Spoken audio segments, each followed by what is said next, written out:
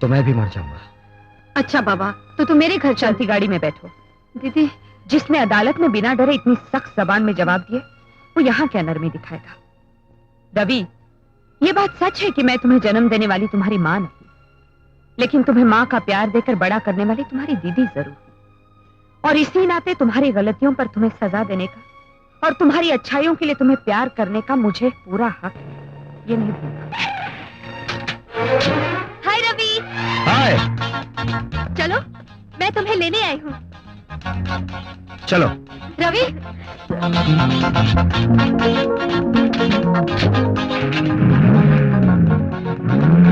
अरे दीदी, ये वही लड़की है ना जिसने उस दिन भरी अदालत में ये कहा था कि रवि ने उसकी जबरदस्ती पप्पी ली?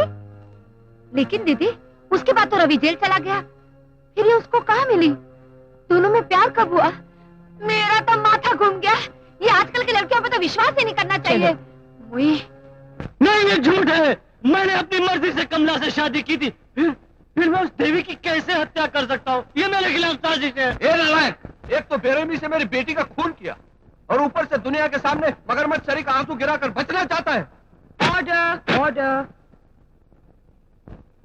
मिस्टर रघु, तुमने सब इंस्पेक्टर सोहन को यह बयान दिया कि जब तुमने अपनी पत्नी की चीख सुनी तो तुम फौरन किचन की तरफ दौड़े, राइट?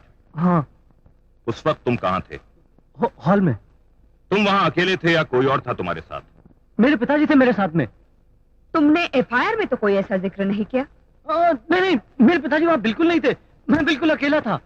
लेकिन अभी अभी तो तुमने पब्लिक प्रोसिक्यूटर से कहा कि तुम्हारे पिताजी तुम्हारे साथ थे। मैं जिस वक्त अपने पिताजी से फोन पर बात कर रहा था, उस वक्त मैंने चीख सुनी थी, इसलिए मैंने ऐसा कहा। ओहो, तो तुम ये कबूल करते हो कि जिस वक्त तुमने चीख सुनी तुम उसके बिल्कुल करीब थे, तो तुमने उसे बचाने की कोशिश क्यों नहीं की?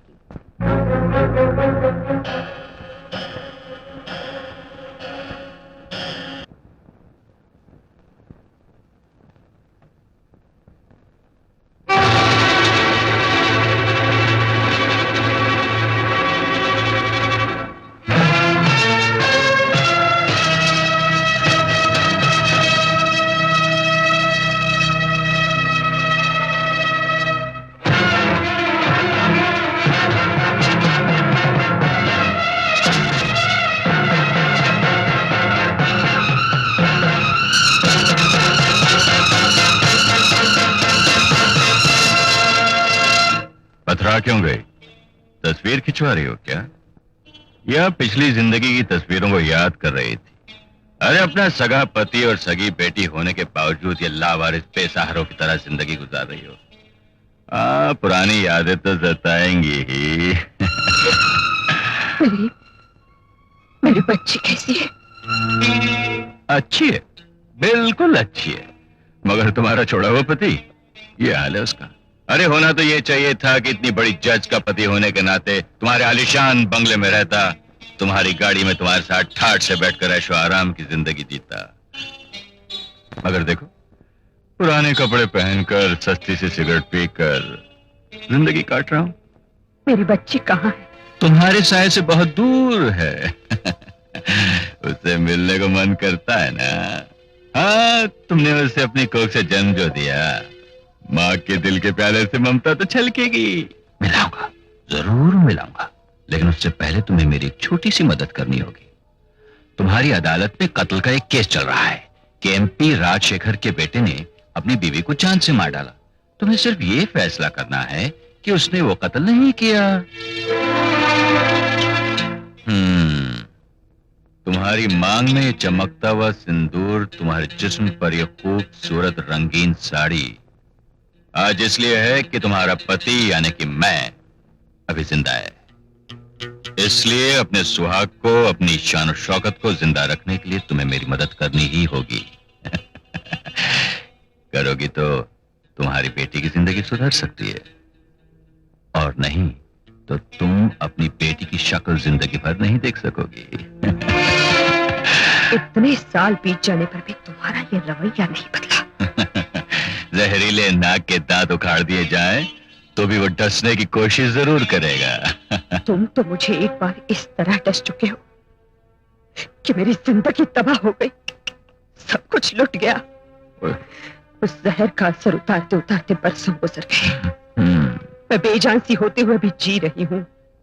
आज तुम फिर दस में आए हो। मेरी बेटी के लालच में मुझसे कानून और इंसाफ का खून करवाना चाहते हो? हरगिज नहीं, मैं गलत फैसला कभी नहीं करूंगी। ज्यादा भाषण देने की कोई जरूरत नहीं। एक बार फिर अच्छी तरह से सोच लो। अगर मैंने ठान ली तो जिंदगी भर तुम अपनी बेटी की तस्वीर भी नहीं देख सकोगी। गेट आउट, गेट आउट ऐसे। गेट आउट मत करो। मैं बड़ी हरामी चीज हूँ, किसी का पीछा इतनी आसानी से नहीं छोड़ता। अरे अरे अरे, बस करो बस करो बस करो। क्यों तकलीफ देती हो चपरासी को? मैं खुद जाता हूं। तुम औरत नहीं, पत्थर हो पत्थर, समझी?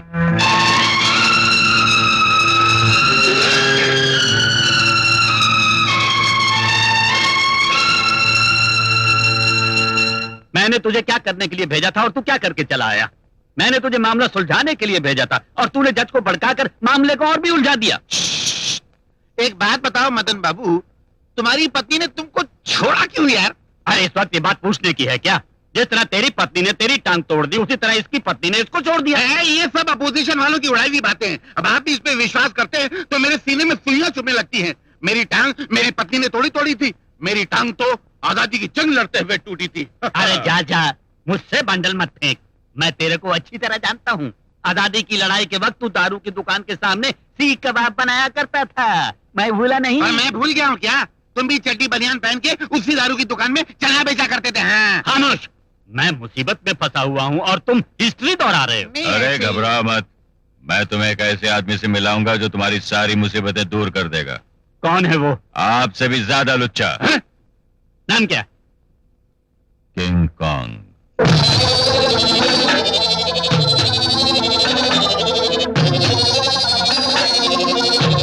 नमस्ते जी।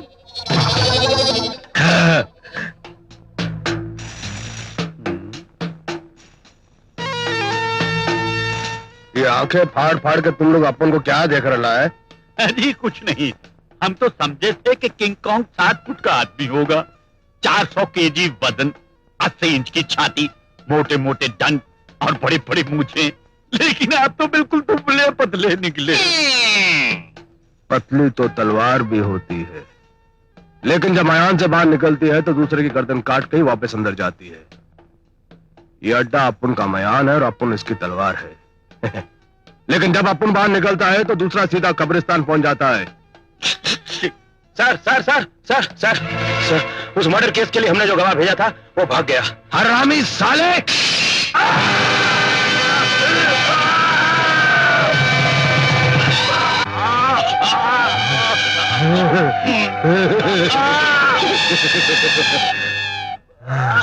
थोड़ी तो तमीज होनी चाहिए ना। जब दो बड़े आदमी आपस में बात कर रहे थे तो कुत्ते की तरह बीच में आके बकबक करने लगा। ए साले जान! आया भाईजान। इस हराम खोर को किसी अस्पताल में जाकर फेंक दो, और अगर बच गया तो इसके हाथ में 10,000 रुपए थमा देना और कहना कि आइंदा अपन को शहर में कभी नजर नहीं आए, और अगर मर गया तो इसकी फैमिली को 25,000 रुपए देकर सेटलमेंट कर लेना। चल फुट। बतलाइए, आप लोगों का क्या